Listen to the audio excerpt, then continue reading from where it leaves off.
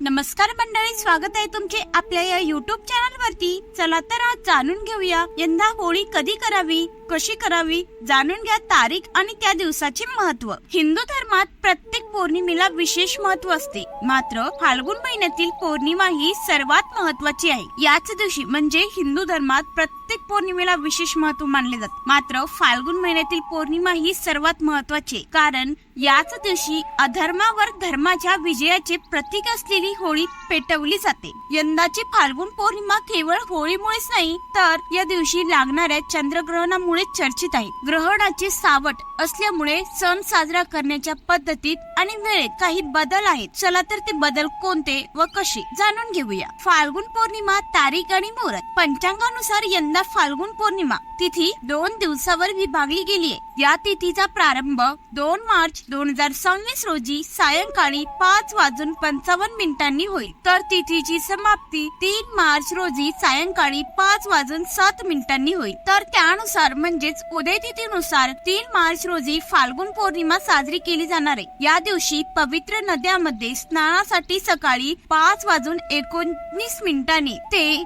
6:08 पर्यंतचा ब्रह्ममुहूर्त अतिशय शुभ आहे। तर मित्रांनो, चंद्रग्रहणामुळे होळी दहनाचा संभ्रमण 3 मार्च रोजी वर्षातील पहिले चंद्रग्रहण लागत आहे। चंद्रोदयाची वेळ सायंकाळी 6:44 असून या सुमारास ग्रहण काळात बदल दिसून येतील। यामुळे होलिका दहनासाठी 2 पर्याय आपल्याला उपयुक्त आहेत। काही भाविक 2 मार्चच्या रात्रीच होळी दहन करून 4 मार्चला धुलीवंदन साजरी करावी, तर काही भाविकांनी 3 मार्चला होळी पेटवणार आहात तर त्यांनी सायंकाळी 7 वाजल्यानंतर म्हणजे 3 मार्चच्या दिवशी 7 वाजल्यानंतर चंद्रग्रहण संपल्यानंतरच दहन करावे। ग्रहणामध्ये होळी पेटवू नये। तर मित्रांनो, होळी मागील पौराणिक महत्त्व म्हणजे होळी हा सण केवळ रंगाचा उत्सव नसून त्यामागे अनेक पौराणिक कथा आहेत। भगवान श्रीकृष्ण आणि राधा यांच्यातील अलौकिक प्रेमाचे प्रतीक म्हणून हा सण ओळखला जातो। रंगाने होळी खेळण्याची परंपरा श्रीकृष्णाने सुरू केल्याचे मानले। दुसरीकडे भक्त प्रल्हादाला मारण्यासाठी हिरण्यकश्यपूची बहीण होलिका त्याला घेऊन आगीत बसली होती, मात्र ईश्वरी कृपेने प्रल्हाद वाचला आणि होलिका जळून खाक झाली। हाच संदेश देण्यासाठी दरवर्षी होळी पेटवून वाईट विचारांचा त्याग केला जातो। आजच्या दिवसापासून वाईट विचाराचा त्याग करायचा आणि चांगले विचार आपल्या मनात आणायचे। रंगाचा हा सण थंडीच्या समाप्तीचे आणि वसंत ऋतूच्या